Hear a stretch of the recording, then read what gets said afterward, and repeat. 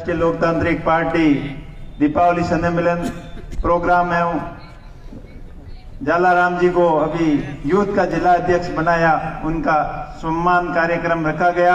उसमें पधारे हुए तमाम पार्टी के पदाधिकारी, जिसमें बाड़मेर के अल्पसंख्यक मोर्चा अध्यक्ष भाई लखमीर जी, भाई जालाराम जी, कंवराराम जी, तमाम ब्लॉकों के ब्लॉक अध्यक्ष, तमाम पंचायत समिति सदस्य जिसने चुनाव लड़ा और जो जीते, और तमाम जिला परिषद के चुनाव लड़े और पार्टी के मजबूत रीढ़ की हड्डी और पार्टी की नींव, तमाम कार्यकर्ता, आप सभी बड़ी संख्या में पधारे, इसलिए आप सबका बहुत बहुत धन्यवाद, बहुत बहुत आभार। मेरे पूर्व वक्ताओं ने पार्टी की रीति नीति के बारे में बहुत ही ओजस्वी वाणी में, जोशीले अंदाज में और आप सबको अच्छी बढ़ान भी दी। पार्टी प्रोग्रेस कैसे करे, सबके आपने सुझाव सुने और मैं आशा करता हूं कि आप सबके सुझाव अपने अंदर उनका पालन करोगे और पार्टी को मजबूत बनाने के लिए पार्टी की रीति नीति के साथ चलकर और पार्टी की विचारधारा को आम जन तक पहुंचाने का आप सभी कार्य करें।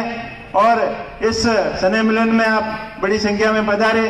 कई भाई लोग बाहर काम करते हैं, कई गुजरात रहते हैं, कई महाराष्ट्र रहते हैं, कई अहमदाबाद रहते हैं, कई दिल्ली रहते हैं। सब लोग दीपावली पे घर आए हुए थे, सबका मिलना हुआ। थोड़ा सा प्रोग्राम और जल्दी होता तो और भी ज्यादा संख्या में लोग पधारते।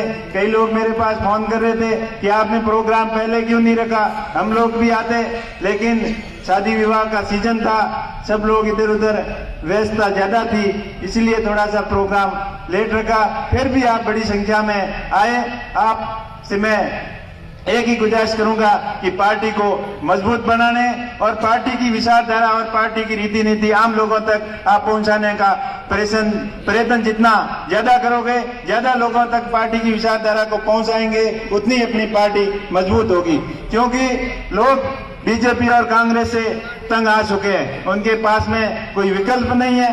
हनुमान जी ने जो व्यवस्था परिवर्तन के लिए अपने सामने एक मजबूत विकल्प रखा है, उसका अपने को पूरा फायदा उठाना है और इस पार्टी की विचारधारा को आम जन तक पहुंचाना है। लोग वोट देने के लिए तैयार बैठे हैं, व्यवस्था परिवर्तन के लिए तैयार बैठे हैं, बस थोड़ी सी उनके अंदर समझ लाने की जरूरत है।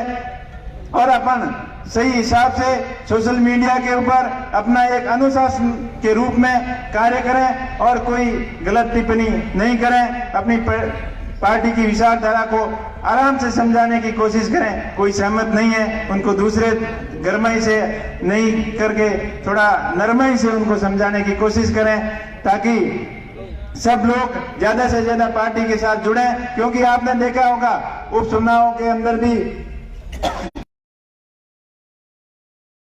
इसका होने, और राष्ट्रीय मीडिया ने, स्थानीय मीडिया ने, सबने मान लिया कि राष्ट्रीय लोकतांत्रिक पार्टी राजस्थान के अंदर तीसरी ताकत के रूप में मजबूती से उभर रही है। तो अपने को इस मजबूती से जो पार्टी उभर रही है, इनकी विचारधारा आम जन तक पहुंचानी है। और 2 पार हो गया और देख, उन्होंने बड़े बड़े वादे किए थे कि किसानों की आय दुगनी करेंगे। किसानों की आय दुगनी तो होती दिख नहीं रही है, लेकिन खर्चे किसानों के डबल जरूर हो गए। तो भाइयों, उनके झूठे वादों के झांसे के अंदर किसी को नहीं आना है। और जिस प्रकार मोदी जी जब आए थे बाड़मेर के अंदर और बालोतरा के अंदर, बड़े बड़े सपने भी दिखा के गए कि मेरे गुजरात के अंदर, मेरे कच्छ के अंदर आम और अंगूर होते हैं, तो बाड़मेर में क्यों नहीं हो सकते? हो सकते हैं, लेकिन आपकी नीति और रीति सही होनी चाहिए। आप तो खाली जुमलेबाज हो, भाषण देने में बड़े माहिर हो और भाइयों बहनों करके सबको हामी में हामी मिलाने में बड़े माहिर हो। तो आपकी हामी में हामी 2 बार तो जनता ने मिला दी, लेकिन बार बार आपकी हामी में हामी मिलाने वाली नहीं है। क्योंकि जिस तरीके से आप सपने दिखाकर किसानों को बेवकूफ बनाया, जनता को लुभावने वादे दिखाए, लेकिन आपने एक भी वादा पूरा नहीं किया। आप इंफ्रास्ट्रक्चर की बात कर रहे हो, आप डेवलपमेंट की बात कर रहे हो, इंडिया मेक इन इंडिया की बात कर रहे हो, इंफ्रास्ट्रक्चर को मजबूत करने की बात कर रहे हो, लेकिन आप तो सिर्फ और सिर्फ अपनी पार्टी को मजबूत करने में लगे हुए हो और भ्रष्टाचार के माध्यम से अपने नेताओं को मजबूत करने में लगे हुए हो। ये जनता सहन नहीं करेगी। जनता सब समझ चुकी है विकास कैसे होता है, और विकास करने की आपकी नीति होती तो आपकी एक योजनाएं तो बहुत अच्छी लेके आए थे कि नदी से नदी जोड़कर प्रत्येक किसानों के ढाणी और खेत तक पानी पहुंचाएंगे। लेकिन 8 साल सत्ता में आए हो गए केंद्र में, लेकिन नदी का एक भी प्रोजेक्ट नहीं बना। अगर कम से कम एक मास्टर प्लान बना के एक आप बता देते, आपकी नीयत सही होती तो आप एक आधी योजना पूरी करके तो विश्वास तो दिलाते कि किसानों के लिए हमने ये किया। किसानों के लिए खाली वादे करते हो, बड़े बड़ी घोषणाएं करते हो, लेकिन कोई वादा पूरा नहीं करते हो। अब कभी तो महंगाई के नाम पर, कभी राष्ट्रवाद के नाम पर, कभी हिंदू मुस्लिम के नाम पर लोगों को भगाकर आप सत्ता में हथियार काबिज करने में तो माहिर हो, लेकिन बार बार जनता आपके झांसों में आने वाली नहीं है। इसीलिए मेरा सभी कार्यकर्ताओं से यही अनुरोध है कि पार्टी की रीति नीति आम जनता तक पहुंचाएं और पार्टी को मजबूत करें, और अपने अपने क्षेत्र के अंदर चाहे स्थानीय मुद्दे किसी भी टाइप के हो, जैसे भाई अभी बताया था जलाराम जी ने कि अपने क्षेत्र के अंदर जो बकरी चोरी का मामला था, सभी कार्यकर्ताओं ने बड़ी मेहनत करके प्रशासन के सामने मजबूती से धरना प्रदर्शन किया और उस वारदातों को हमेशा के लिए रोका गया। उसी प्रकार और भी कई तरीके की समस्याएं, जैसे कोऑपरेटिव सोसाइटी की समस्या हो, गांव के अंदर कई तरीके की, जैसे किसानों के क्लेम नहीं आए, अनेक समस्याएं। हर एक कार्यकर्ता उन समस्याओं को, अभी जो कैंप चल रहे हैं उन कैंप तक जाएं, लेकिन अभी सरकार तो अपनी बखान करने में लगी है। इन कैंपों के माध्यम से गांवों के अंदर बड़ी बड़ी सभाएं करती है, लेकिन गांव काम तो नाम मात्र के नहीं होते। आखिर पूछते हैं तो क्या काम हुआ कि 15 बंटवारे कर दिए, 10 ये से कर दिए। ये से 10-15 बंटवारे के पीछे आप लाखों रुपए का खर्चा करते हो। ये बंटवारे तो तहसील में भी हो सकते हैं। इसके अलावा आपने क्या काम किया? काम करने की अगर आपकी इच्छा होती तो आपको कैंप गांव तक ले जाने की जरूरत नहीं होती। गांव में जब भी कैंप जाता है तो 100% तो लाइट वाले आ जाते हैं, हमारे बिल ज्यादा आ गए, हमारे ये हो गया, हमारा वो हो गया, लेकिन समाधान वहां किसी भी चीज का नहीं है। इसीलिए अपने को जागरूक होना है और ये कांग्रेस और बीजेपी के जो झूठे वादे करने वाले नेताओं को सबक सिखाना है। जब चुनाव आते हैं तब 24 घंटे घरेलू बिजली और 8 से 10 घंटे दिन के अंदर किसानों को बिजली की बात करके जाते हैं, लेकिन सत्ता में जाने के बाद सब अपने वादों को भूल जाते हैं। अभी भी पंचायती राज जब चुनाव हो रहे थे तब कांग्रेस ने ये वादा किया था कि किसानों को 6 घंटे से बढ़ाकर बिजली 8 घंटे करेंगे और दिन में करेंगे। उसके बजाय अब उल्टा किसानों को 4 घंटे बिजली मिल रही है। किसान बड़े परेशान है और वोल्टेज भी सही नहीं आते, तो इनके झांसों में आने की आपको जरूरत नहीं है। जब सुधार की बात करते हैं, कभी शिक्षा के सुधार की बात करते हैं, आज ग्रामीण स्कूलों के अंदर, ज्यादातर स्कूलों के अंदर पद खाली पड़े, थानों के अंदर भ्रष्टाचार के अड्डे बने हुए, बजरी माफिया, अवैध कारोबार करने वाले माफिया पनप रहे हैं। कानून नाम की कोई चीज नहीं है। भय और भ्रष्टाचार बहुत ही ज्यादा बढ़ गया है। इसको मिटाने के लिए एक एक कार्यकर्ता को जागरूक होना पड़ेगा, तभी जाके अपन इन भ्रष्टाचार से और इस अपराध मुक्त राजस्थान अपने को बनाने के लिए ये व्यवस्था, ये सिस्टम को बदलाव करना जरूरी है।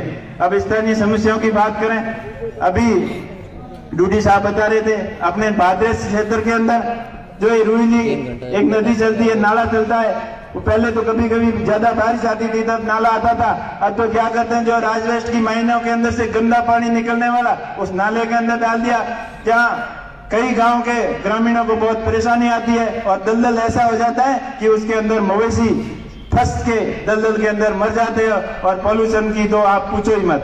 तो इस तरीके के मुद्दे हैं, उनके खिलाफ भी अपने को कलेक्टर के आगे धरना देना पड़ सकता है। और भी कई स्थानीय लोगों को रोजगार देने के मुद्दे हो और कई तरीके के मुद्दे, अभी जैसे रिफाइनरी आई है, रिफाइनरी के अंदर जाते हो, बात तो सभी नेता करके आते हैं और हम भी करते हैं, लेकिन हम तो कोशिश तो करते हैं, लेकिन दूसरे तो खाली बात करके और अपना काम बनते ही अपने अपने दिशा में के अंदर चले जाते हैं। तो इन सब के लिए अपने को जागरूक होना पड़ेगा और इस सब के लिए 2023 की कमर अभी से कस लो। एक एक कार्यकर्ता को एक एक बूथ के ऊपर 23 यूथ सिस्टम अभी जल्दी शुरू करना है और जल्दी ब्लॉक कार्यकारिणियां जहां रह गई है उनके बारे में भी विचार विमर्श करके जल्दी कार्यकारिणी बनाएंगे, ग्राम अध्यक्ष भी बनाएंगे और बूथ अध्यक्ष भी जल्दी से जल्दी अपने को बना के तैयारी करनी है, क्योंकि साथियों टाइम बहुत कम रह गया है। अभी तो सचिन पायलट जी भी कह रहे थे कि 22 महीने ही रह गए।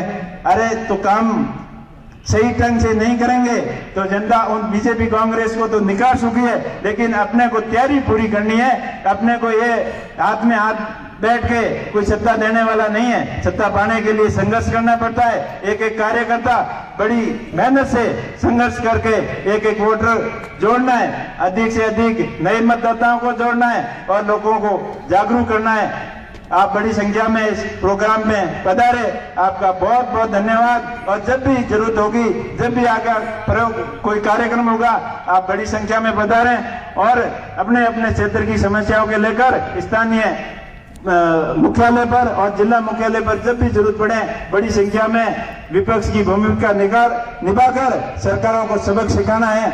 यही संघर्ष हनुमान जी ने हमको सिखाया है। जिस प्रकार से वो अकेले 543 के ऊपर भारी पड़ते हैं, उसी तरीके से आप गांव के अंदर एक एक कार्यकर्ता उन बीजेपी और कांग्रेस के ऊपर भारी पड़ना है और सबको सकारात्मक सोच के साथ 36 कौम के लोगों को साथ में लेकर आगे बढ़ना है। किसी भी आदमी के खिलाफ किसी को सोशल मीडिया पर ऐसी पोस्ट नहीं करें कि उनको गलत लगे और अपनी पार्टी की विचारधारा को ठेस पहुंचे। ऐसा काम अपने को नहीं करना है। पार्टी की रीति नीति के साथ, पार्टी की विचारधारा के साथ सबको जोड़ना है और अपना कुनबा इतना मजबूत करना है कि 2023 के अंदर आरएलपी की सरकार बने और उसके अंदर कम से कम बाड़मेर की 7 सीटें आरएलपी के खाते में जाएं। अपने को तो यही ध्यान रखना है। इसी सोच के साथ में आपको आगे बढ़ना है। आपको बहुत बहुत धन्यवाद। जय हिंद।